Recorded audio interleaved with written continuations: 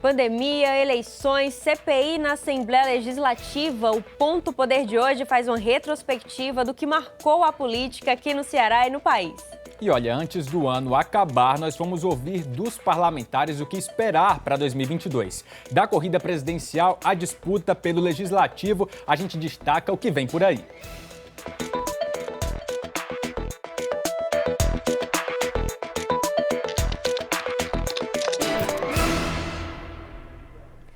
Olá, seja muito bem-vindo e muito bem-vinda ao Ponto Poder desta terça-feira. Finalzinho de ano chegando, aquela época em que todo mundo para um pouquinho para pensar nos principais fatos do ano. E o Ponto Poder vai fazer isso hoje também. A conversa vai ser próxima com você que acompanhou os destaques políticos junto com a gente aqui no programa. Vamos ver quais deles podem ter reflexos no próximo ano, 2022, ano de eleição. Vamos acompanhar aqui na tela. Em relação à disputa presidencial, destacamos 3. Esse diálogo entre Lula e Alckmin, a filiação do presidente Jair Bolsonaro ao PL, partido do Centrão, e também a entrada oficial do ex-juiz Sérgio Moro como pré-candidato filiado ao Podemos. Vamos ter bastante debate aí, William Santos, para o próximo ano. Só esses 3 pontos devem mexer bastante. E eu começo, então, voltando lá para aquela primeira imagem que a gente viu dessa relação do ex-presidente Lula com o ex-governador de São Paulo, Geraldo Alckmin. Improvável essa aproximação, até que ela aconteceu, mas é um movimento importante aí para os partidos da esquerda. É uma ligação aí possível que tenta reduzir um sentimento de antipetismo que predominou nas eleições de 2018, tenta também abarcar nomes que não estiveram ali num palanque em 2018 e que agora podem contar bastante nessa nova estratégia. Pois é, não é uma aliança ainda considerada certa, mas desde já movimenta não só a oposição ao presidente Jair Bolsonaro, onde se colocam atualmente o ex-presidente Lula e também o ex-governador de São Paulo, Geraldo Alckmin, mas também o Palácio do Planalto. O governo ele olha para essa mobilização para saber qual cara deve ter essa chapa se de fato ela se consolidar. O que se fala é que essa chapa ela pode dar uma sinalização ali de uma busca por uma candidatura de centro, que tem se deslocado da polarização que é esperada para o ano que vem, para que a partir daí essa chapa liderada por Lula ela possa dialogar, ela possa chegar a outras pessoas, inclusive aí pensando aí essa rejeição ao PT, que a gente já viu que vem sendo notada de eleições anteriores, né, Jéssica, como você colocou. Inclusive, é uma tentativa de trazer partidos como o PSD, o PDT, ainda aí numa estratégia que mexe, o partido tem um candidato, que é o ex-ministro Ciro Gomes, mas é uma tentativa de juntar mais gente, né, que estiveram afastados, mas a esperar aí como serão os desdobramentos. Alckmin deixou o PSDB, está sendo cotado por outros partidos, como o PV, o Solidariedade, e ainda essa indefinição da própria filiação e das estratégias, porque são ambos nomes fortes, com estratégias diferentes. Vamos ver como isso pode se juntar no próximo ano. Outro ponto importante dessa disputa presidencial foi a filiação de Jair Bolsonaro ao PL. O presidente foi o que passou mais tempo aqui na história do Brasil sem estar ligado a um partido, sem estar afiliado. Ele passou 2 anos aí sem partido, desde que deixou o PSL até essa filiação no PL. E ela oficializa ali um movimento que a gente já vinha acompanhando, né? Exatamente, formaliza um casamento que já havia sido sinalizado no governo Bolsonaro, que é a aproximação dele com o Centrão, não só com o PL. É pelo PL, a gente está vendo aí imagens da cerimônia de filiação de Bolsonaro ao partido lá em Brasília. É do PL, sim, o partido do presidente agora. O partido vai ter como capitalizar isso eleitoralmente, mas outros partidos do Centrão também são muito próximos do presidente e é nessa aposta que o presidente está se agarrando para uma tentativa à reeleição eventualmente no ano que vem. O que já se coloca aí como uma estratégia diferente em relação àquela que ele adotou em 2018. Em 2018, o Bolsonaro foi como um candidato mais independente. Ele usou um discurso de negação da política, tentando se distanciar de nomes, de partidos que estavam ali, sim, ligados a escândalos de corrupção e ao desgaste, na verdade, né, que foi decorrente disso tudo. E aí, agora, para o ano que vem, ele já se coloca aí como próximo do Centrão, o Centrão que já tem sido essencial para garantir governabilidade a Bolsonaro no Congresso Nacional e deve aí estar junto com ele em 2022. Jéssica. Nessa hora conta então quem vai estar ligado, porque a disputa está começando a ter novos movimentos e um deles foi a entrada do ex-juiz Sérgio Moro, oficialmente na política, ele que se filiou ao Podemos agora no final do ano e marcou essa entrada já ameaçando nomes mais tradicionais na disputa, como o ex-ministro Ciro Gomes, do PDT, governador de São Paulo, João Dória, do PSDB, que são nomes também que disputam o que a gente chama de terceira via, já que os principais colocados nas pesquisas de intenção de voto são Lula e Bolsonaro, mas tem um grupo todo aí disputando esse espaço. E Moro, ele acaba atraindo parte do eleitorado que apoiou Bolsonaro em 2018, que são as pessoas ligadas à bandeira do combate à corrupção, de um discurso mais de patriotismo, não é? Então, Moro mexe com diferentes figuras nesse cenário. É um espaço a ser ocupado por ele, mas em contrapartida, Moro também recebe ataques, críticas dos outros dois lados. Do lado da esquerda, ele recebe críticas frequentes pela postura adotada ainda quando era juiz no âmbito da Operação Lava Jato. E o bolsonarismo também tem se voltado contra Moro desde que ele desembarcou do governo Bolsonaro. Ele diz que desembarcou por um distanciamento do governo Bolsonaro da pauta do combate à corrupção. Os bolsonaristas dizem que não, que na verdade ele sempre teve um interesse eleitoral e o criticam por isso. Certamente, para Moro se consolidar como uma candidatura competitiva, viável para o ano que vem, ele vai ter que mostrar mais do que só esse discurso de combate à corrupção. Ele ainda não disse a que veio, não sinalizou um programa para o país, então precisa mostrar mais para tentar se consolidar, Jéssica. Todos eles, inclusive, porque o país está vindo aí de um segundo ano de pandemia, com diferentes problemas na saúde, na educação, na segurança pública. E, claro, é um debate nessa disputa presidencial que tem que ir muito além do que a corrupção. Muito assunto ainda para o ano que vem, mas voltando ainda para esse tom de retrospectiva e perspectiva, a gente sai lá da disputa pelo Palácio do Planalto para falar da disputa pelo Palácio da Abolição aqui no Ceará. Olha só, de olho aqui na tela, também destacamos 3 fatos para você que está em casa ficar de olho para entender os rumos que a disputa pela sucessão do governador Camilo Santana pode tomar até 2022. O primeiro deles é a aliança PT e PDT. Temos aí, olha só, o governador Camilo Santana, Cid e Ciro Gomes, a ver como é que vai ser essa aliança. Oposição à direita, outro ponto para ficar de olho. Capitão Wagner, Eduardo Girão e outros nomes que já se colocam para essa disputa.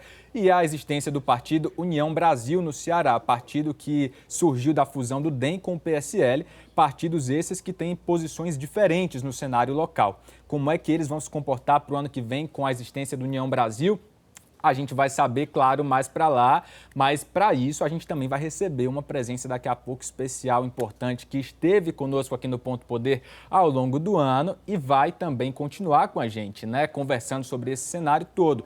Por quê? Porque aí tem algumas questões em aberto, apesar das sinalizações, Jéssica. A própria fusão, de fato, do União Brasil ainda está em aberto, né? O partido está aguardando algumas definições mesmo legais, de protocolo mesmo judicial, para que seja oficializado, mas enquanto isso há muita tensão, porque muitos desses movimentos, ainda que eles pareçam nacionais, eles têm impactos diretamente aqui, como essa fusão de partidos nacionais, o que nós já comentamos, a filiação do presidente Jair Bolsonaro ao PL tem impactos diretos aqui no Ceará também, porque aqui o PL é ligado ao grupo do governador Camilo Santana. Então, é ver como que vai ser essa mobilização. O próprio Podemos, na oposição, é um partido que aqui no Ceará é ligado ao grupo do presidente Jair Bolsonaro. Mas e em 2022? Vai estar com Jair Bolsonaro ou vai estar no palanque de Sérgio Moro?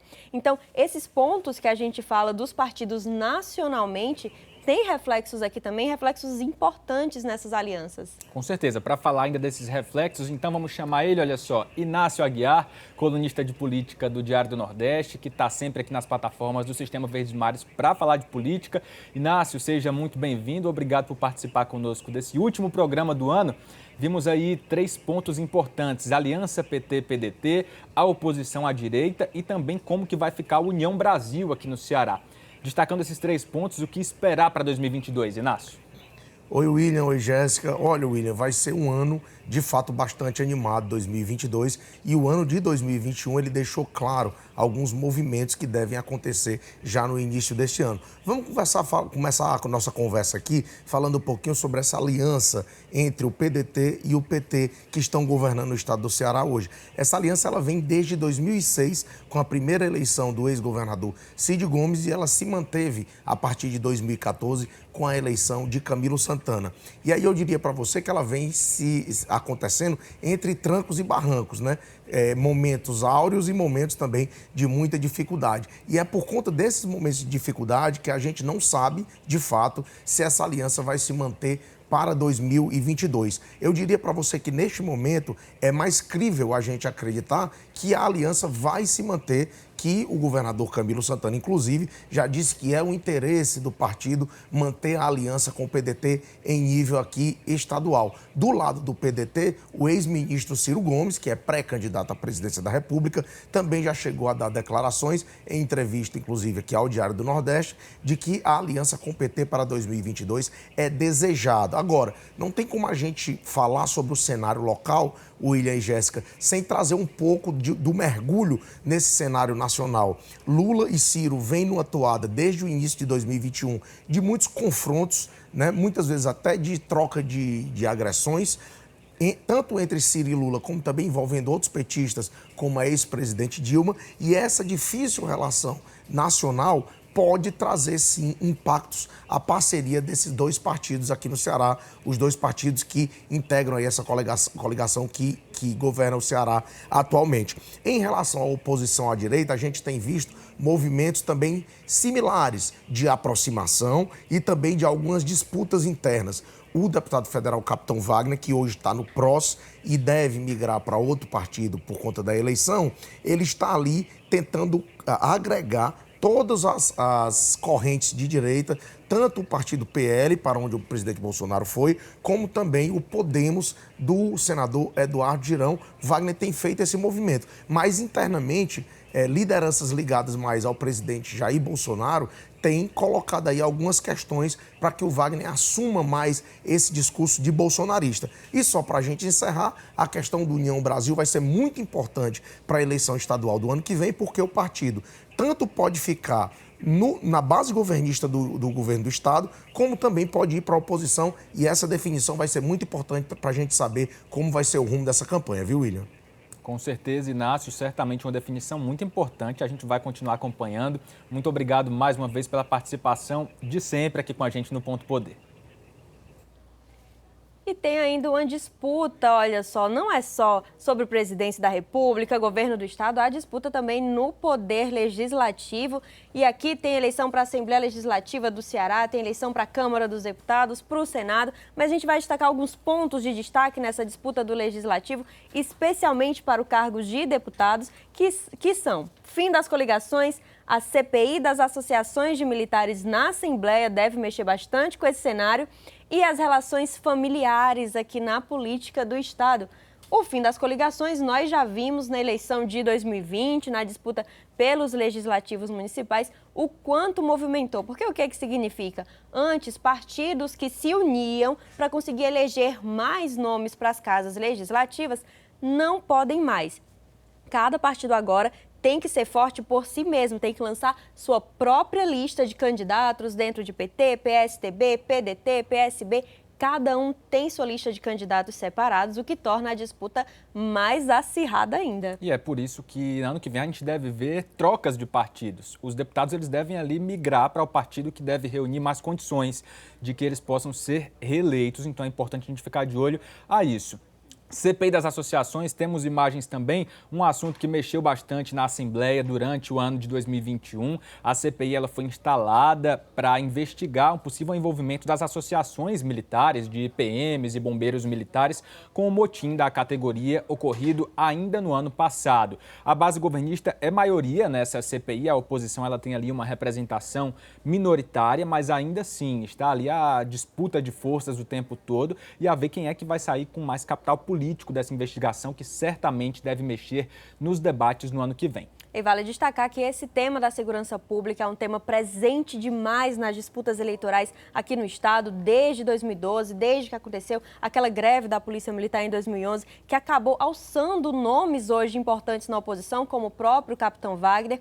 Então a CPI será retomada no próximo ano, junto aos trabalhos legislativos, o período normal de atividades, mas vem com a discussão forte em ano eleitoral, que deve mexer aí com essas figuras, né, tanto da oposição como da base. O último ponto que a gente viu lá na tela, para quem está em casa, é a campanha em família. Essa não é uma novidade, mas a gente vai sim se deparar no ano que vem com novas candidaturas que já estão sendo aí articuladas por familiares, por políticos que já estão no poder, já têm cargo, mandato eletivo, e ano que vem vão tentar aí emplacar alguns familiares também como candidatos ou a deputado estadual ou a deputado federal. Isso, claro, vem no reflexo de 2020 também, passando por esse 2021, porque a mudança das prefeituras mexe com essas forças políticas. Antes, teve prefeito que perdeu a disputa e agora perde um pouco de força nessa eleição do próximo ano. Então, esse movimento também é algo que a gente vai acompanhar bastante em 2022. É isso, hora de uma pausa rápida, Jéssica. Daqui a pouco a gente vai fazer uma retrospectiva de um jeito diferente, ouvindo dos parlamentares o que esperar para o ano que vem e o que marcou o ano de 2021. Não sai daí!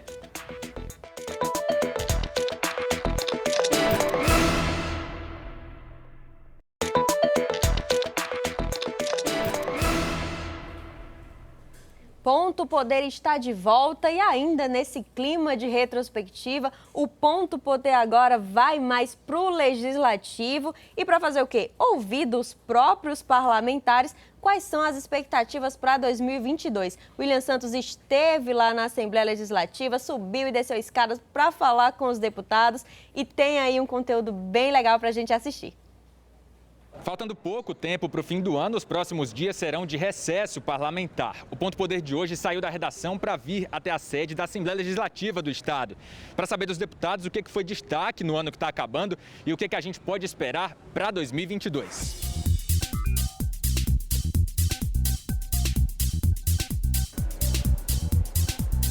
A nossa busca pelos deputados começou logo cedo, em meio às movimentações das últimas sessões do ano. Bom, a gente vai entrando agora na área que dá acesso ao plenário 13 de maio aqui na Assembleia Legislativa. Ainda por conta da pandemia, o acesso aqui é restrito, não é permitido gravar entrevistas. Mas a sessão de hoje ainda não começou. Já vi que tem um deputado aqui na mesa diretora e ele topou falar com a gente. Vamos conversar com ele.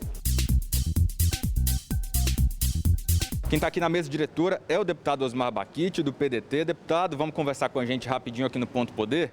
O programa de hoje é de retrospectiva e perspectiva. Muita coisa aconteceu, um ano bastante movimentado. Começo perguntando para o senhor, se o senhor destacasse uma pauta que foi prioritária, que foi importante, que se destacou na Assembleia em 2021, qual seria essa pauta, deputado? Olha, eu acho que a pauta maior que teve, eu acho que não só na Assembleia, no Brasil e no mundo, foi a questão da saúde.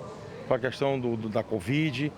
E isso gerou discussões, debates, mas o mais importante do que gerar discussões e debates foi a postura que o presidente da casa, Evandro Leitão, a mesa diretora e toda essa casa teve em apoiar os grandes projetos do governador Camilo Santana, porque depende também da votação daqui, de muita coisa, de recursos. É dizer das dificuldades que tivemos aqui nesse ano por conta da pandemia. Eu acho que foi um dos pontos principais assim, das dificuldades que todos os cearenses passaram por essas dificuldades. Da questão mesmo da ausência do trabalho, da falta do retrocesso e dos desempregos no nosso estado.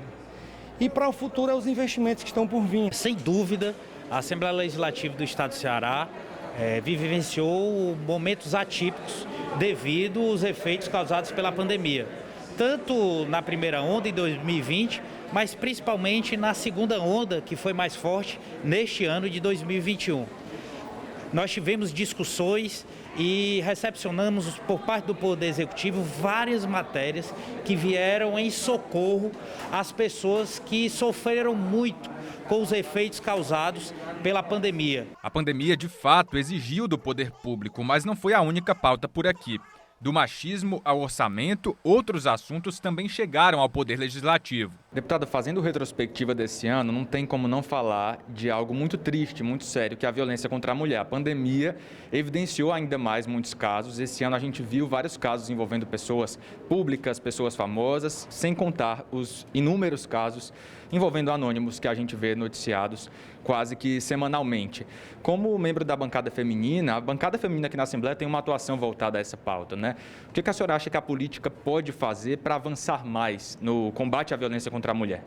Nós participamos, enquanto procuradora adjunta da Procuradoria Especial da Mulher, de eventos, de agendas nacionais em Brasília, onde as procuradorias estiveram ali mostrando o seu desempenho, né? E eu quero destacar que a Procuradoria Especial da Mulher teve um trabalho gigante nesse aspecto, fomentando, levando para os municípios, para as câmaras municipais, procuradorias da mulher, onde salas foram criadas para o atendimento dessas mulheres. Deputado, ano difícil esse, né, para todo mundo, economicamente, enfim, os municípios, os estados, eles passam sim por um aperto nas contas. Como é que tem sido essa discussão orçamentária pensando em 2022? Bom, primeiro de tudo, 2021, embora com todas as dificuldades devido a uma pandemia, principalmente nos 6 primeiros meses do ano, mas as prefeituras e principalmente o governo do estado realizaram políticas para negociar e limpar o nome, como é feito com instituições particulares. Também é importante dizer que o orçamento para 2022 é de 28,5 bilhões e teremos 3,8 bilhões só para investimentos, ou seja, dinheiro que vai gerar novas ações, implantação de serviços como raio, construção da linha do metrô, consolidação do canal que faz o eixo de integração das águas. Então, esses são os grandes investimentos que o estado do Ceará terá para o ano de 2022. Mas foi fora do plenário que se desenrolou um dos fatos que mais marcaram 2021 na Assembleia Legislativa. É nesta sala onde os deputados, membros da CPI das associações militares, se reuniram ao longo de 2021 aqui na Assembleia Legislativa. Para o ano que vem, a expectativa é de mais debates nas investigações para saber se houve algum envolvimento das associações no motim de PMs ocorrido ainda no ano passado.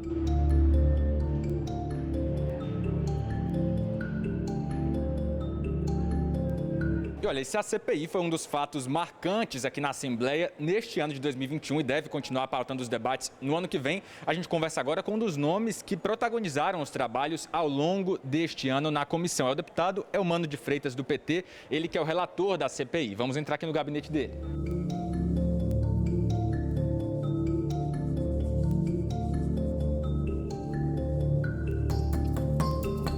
Quais foram assim os avanços, né, nos trabalhos, nas investigações neste ano e no que a CPI deve avançar prioritariamente a partir do ano que vem? Bom, a CPI foi criada primeiro porque um grupo pequeno de policiais resolveu fazer um motim, ameaçando comerciantes, ameaçando cidadãos, deixando a sociedade à mercê dos bandidos. E há suspeita de que as entidades de policiais que prestam um serviço importante aos policiais tenham usado parte dos seus recursos para financiar esse absurdo. Nós já recebemos muita documentação. Efetivamente, nós temos indícios de uso irregular do recurso da associação. Nós estamos ainda procurando mais informações, estamos sendo bastante responsáveis para não expor ninguém e só iremos apresentar no ano que vem, com aprofundamento das investigações, nas nossas conclusões, tendo provas do que a gente for afirmar, é que nós vamos poder apresentar o que aconteceu efetivamente. A CPI dividiu opiniões, por isso fomos buscar também a oposição. Com licença, deputado delegado Cavalcante, bom dia, tudo bem com o senhor? As ações que a gente tem tido, a participação nessa CPI, né, contra, né, as associações dos policiais militares, que a gente vê que é uma coisa ilógica, né?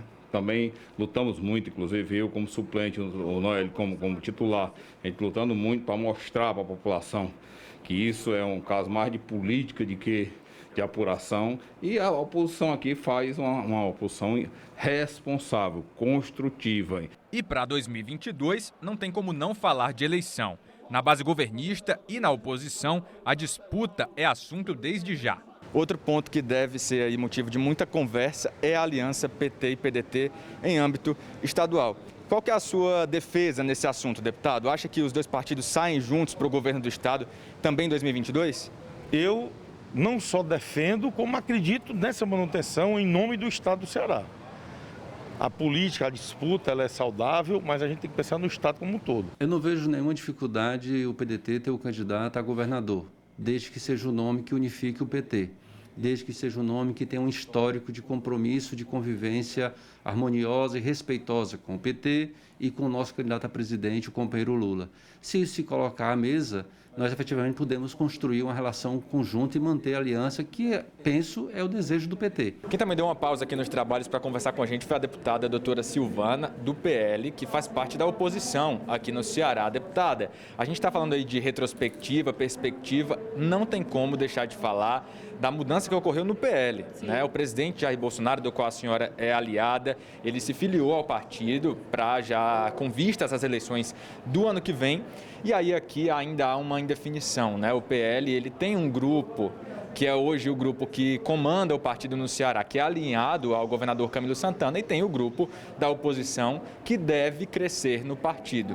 Quais são as perspectivas, então, para o PL aqui no Ceará em 2022, na sua avaliação, deputada? A perspectiva real, que eu inclusive conversei com o presidente do partido, é que ninguém que não queira se alinhar ao presidente Jair Messias Bolsonaro e a capitão Wagner, a governador do estado, pode permanecer no PL, não para ser candidato. Isso está bem claro, é uma questão de fidelidade partidária. O presidente Valdemar é uma pessoa extremamente rigoroso com a palavra. O senhor é líder de um partido aliado ao presidente Jair Bolsonaro. O senhor já está trabalhando na construção do palanque do presidente aqui no Ceará para 2022? Estamos sim, estamos inclusive interagindo aí com o capitão Wagner, né? Nós precisamos de um palanque puro aqui para o presidente Bolsonaro. O PTB é um partido puro, de puro sangue, que apoia o presidente Bolsonaro em todas as situações, entendeu? E a gente quer um palanque do presidente Bolsonaro aqui no estado do Ceará para sua reeleição. Deputado, falando agora de perspectiva, o senhor foi um dos apoiadores do governador de São Paulo, João Dória, né, nas prévias do PSDB, do seu partido, e ele acabou sendo escolhido pré-candidato tucano à presidência da República. Como é que o senhor acha que vai ser a formação desse palanque, né? O que esperar da campanha do PSDB e de como o PSDB deve se organizar no Ceará para 2022? Olha só, o PSDB é o único partido do Brasil que faz as prévias, né? Nós tivemos aí nessa luta aí há poucos meses atrás, definindo o nosso candidato. Então, foram 3 candidatos. O candidato o qual eu apoiei, o João Dória, conseguiu vencer as prévias e vamos aguardar para o próximo ano. São vários candidatos surgindo também, surgiu agora o Moro, né, também, enfim. Eu acredito que no próximo ano nós vamos ter aí uma política bastante competitiva. Na Assembleia, muitos devem tentar a reeleição. O desafio é não deixar o pleito dominar as pautas por aqui no ano que vem. A Assembleia é uma casa política. Nós temos aqui várias representações através dos seus 46 deputados, segmentos sociais, bandeiras ideológicas que são defendidas em seus discursos.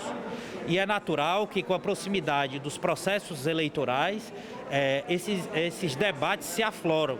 O que os deputados têm que preservar é o respeito ao direito do contraditório, de pensar diferente e de trazer o debate defendendo suas bandeiras. Eu acho que os debates vão ser intensos, calorosos, por isso que eu defendo, como membro da mesa, que a mesa diretora reúna o colégio de líderes para que a gente tenha uma posição e tome não uma atitude, mas uma postura em relação aos debates para que a gente possa manter o nível e que, acima de tudo, respeite as pessoas que estão nos assistindo e nos ouvindo.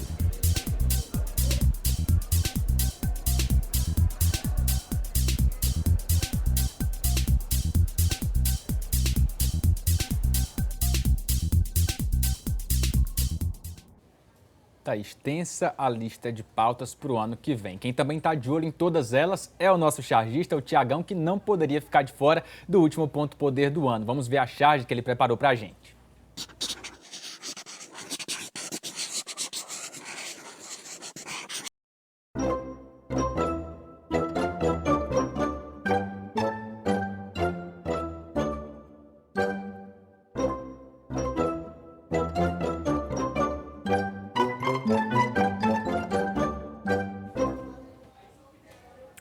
Chegando ao fim esse 2021, chegando ao fim o último Ponto Poder de 2021, que 2022 seja um pouquinho mais leve, a gente vai estar aqui com você, né, acompanhando todo o noticiário político. Obrigada pela sua companhia, um feliz ano novo, cheio de saúde, ao meu amigo William Santos, também parceiro desse ano, muito obrigada, e um 2020 maravilhoso pra gente. O agradecimento é todo meu, Jéssica, que seja um 2022 aí de boas histórias pra gente trazer aqui pro Ponto Poder. Muito obrigado a você pela sua companhia de sempre. Um feliz ano novo, se cuida, que o ano que vem tenha muita saúde para todos nós. A gente volta a se encontrar na próxima terça-feira. Um abraço e até lá. Até lá.